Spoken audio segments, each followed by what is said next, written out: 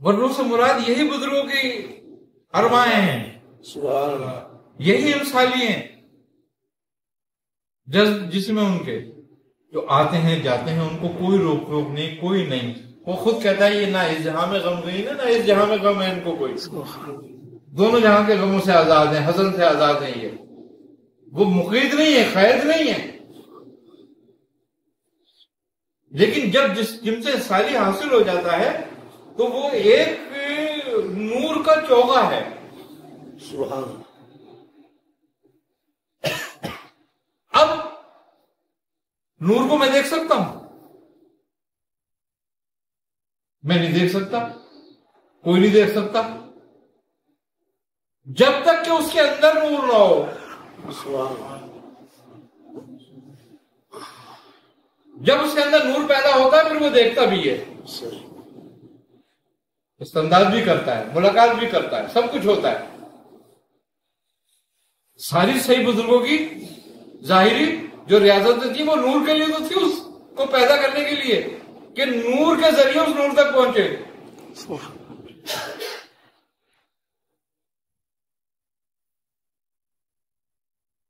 ये कल जब नूरानी हो जाता है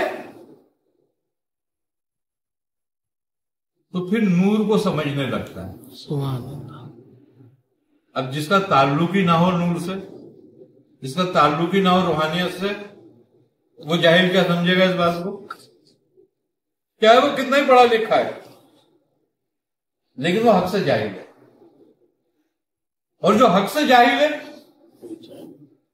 वो मुतलक जाहिल है। तो भाई पहले सिलसिला तरीकत को समझो। बुजुर्गों का जो काम थे बुजुर्गों के, वो अपनी मर्जी से नहीं थे, वो हिदायत हक पर थे।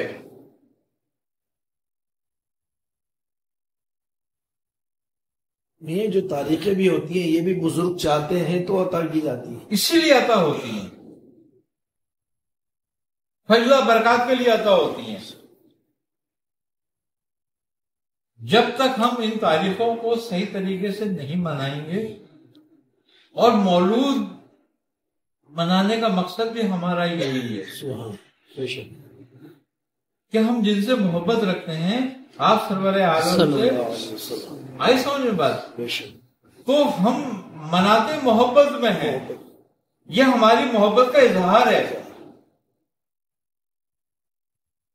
और ईमान में इजाफा और नहीं, ये हमारे लिए एक ऐसी सादत है कि हमारी दुनिया में आने का मकसद ही यही है। अगर हम आपके मौलूद से गाफिल हो जाएं, आपकी सना से गाफिल हो जाएं, आपके जिक्र से गाफिल हो जाएं,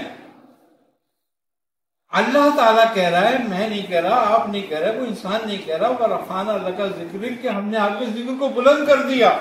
तो इसका मतलब यह कि जब रब ने जिसके जिक्र को बुलंद कर दिया तू उसका जिक्र करेगा तो अल्लाह ताला तुझे भी दर्जात को बुलंद करेगा उसके जिक्र के सदक़े में।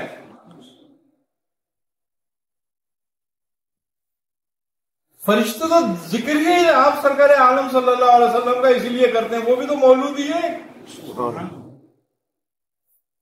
दुरूद क्या, विलादत क्या है? आपके दुनिया में जाहिर होने की खुशी और आप के जो दुनिया में आने का वक्त था, जो आपके मौलूद का वक्त था, वो तो शब कदर से भी आला था। सुभान अल्लाह। बेशक। अबे तुम शब कदर तो मनाते हो जिसकी वजह से शब कदर बनी है, मिली है, उसको भूल जाते हो। तो शब कदर आबिदों के लिए फायदेमंद है, जाहिदों के लिए फायदेमंद है, वो इबादत के लिए है।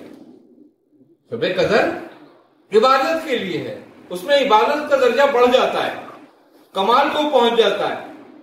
लेकिन ये वो रात है, ये वो वक्त है मौलूद का कि ये आशिकों के लिए है। इसमें इश्क और मोहब्बत कमाल को पहुंच जाता है, और जब इश्क और मोहब्बत कमाल को पहुंचती है फिर कोई इबादत वहां तक नहीं पहुंचती। अल्लाह सुभान क्या बात। तो हजूरी का वक्त है। تو بات یہ ہے کہ بزرگوں کے اس منانا ایسے ہی ہے کہ ہم ان سے فیضات اور برکات حاصل کرتے ہیں. ہم وہ جو نورانی ان کو اللہ تعالیٰ نے ساری جسم دیا ہے اس کے نور سے مستفیض ہونے کے لیے کرتے ہیں تاکہ ہمارا نور بڑھے, انسیت کرے. آئی سمجھ میں بات؟ ہماری روحانیت کو ہماری توجہ, ہمارا شوق, ہماری محبت بڑھاتی ہے. سبحان اللہ, سبحان. اگر ہم ذکر کریں مگر بے توجہ تو نماز بھی نہیں ہوتی تمہاری, وہ بھی ساؤن ہو جاتی ہے. بغیر حضوری کا نماز بھی نہیں ہے. تو ذکر کیا ہے؟ تو یہی بات ہے. اس لیے اس منائے جاتے ہیں, اسی لیے بزرگ تعریف دی جاتی ہے تاکہ تمہیں نسبت ہو سکے. آئی نا سمجھ بات؟ تو ہمیں چاہیے ہم اپنی نسبتوں کو سمجھیں اور اپنی نسبت سے اپنا راستہ اور واسطہ پختہ کریں. اپنے واسطوں سے ہمارا تعلق ضرور ہے. اب دیکھو, ایک دادا ہے مثال کے طور پر, اس کے 10 بیٹے ہیں, اس میں ایک تمہارا باپ ہے, اب 9 باقی ہیں. تمہارا سب سے واسطہ ہے لیکن ان کے مال میں تمہارا کچھ حصہ ہے نہیں ہے. تمہاری وراثت کہاں پر ہے؟ باپ کے تمہارے باپ کے ساتھ, اس لیے کہ تمہاری نسبت ہے اس سے. جس سے تمہاری نسبت ہے اسی کے مال سے تمہیں وراثت ملے گی. جس سے تمہارا واسطہ ہے اس سے نہیں ملے گی. اس سے تمہیں شفقت مل سکتی ہے, ان سے محبت مل سکتی ہے, آسانی ہو سکتی ہے, تربیت مل سکتی ہے, لیکن وراثت نہیں مل سکتی ان سے تمہیں. یہی حال سلسلے کی نسبت کا ہے کہ ایک باپ کے 10 بیٹے ہیں. ایک سرور عالم صلی اللہ علیہ وسلم کی بے شمار شاخیں فیض و برکات کی. اگر اس میں سے ہمیں کچھ نسبتیں ہیں, کچھ واسطے ہمارے پاس ہیں, تو وہ ہمارے لیے فیضات اور برکات کا منبع تو ہیں. لیکن جب تک نسبت سے نہیں ہے, جب تک ان سے کچھ نہیں ملنا. آج میں اپنے باپ کو بھول جاؤں, باپ کو ترک کر دوں, چاچا تایا مجھے کہاں سمجھیں گے؟ وہ تو کہیں گے بھائی تو اپنے باپ کا نہیں ہے, ہمارا کیا ہوگا؟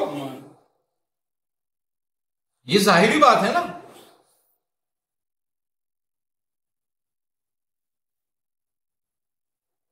بات یہی ہے کہ اپنی نسبت کو سمجھو, اس کو مضبوط رکھو.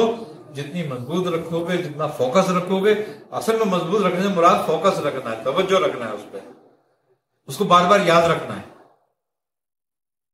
اس ذکر اذکار فائدے ہوں گے.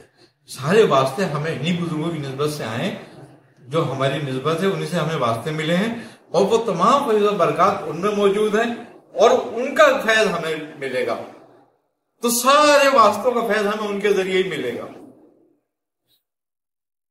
وہ ہمارے بیچ میں برزخ ہیں. ایسے یہ کہ جیسے کہ سن کے بیچ میں, سورج کے بیچ میں ایک آتشی شیشہ رکھ دو.